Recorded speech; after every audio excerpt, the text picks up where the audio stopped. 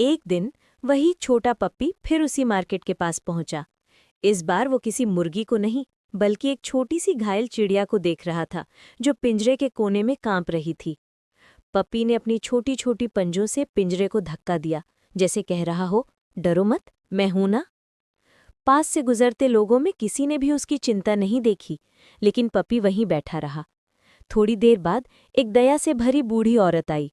पप्पी की आंखों में चमक देखकर उसने चिड़िया को खरीदकर आजाद कर दिया। पप्पी उछल पड़ा। उस दिन उसने पहली बार महसूस किया कि छोटा दिल भी बड़ा चमत्कार कर सकता है।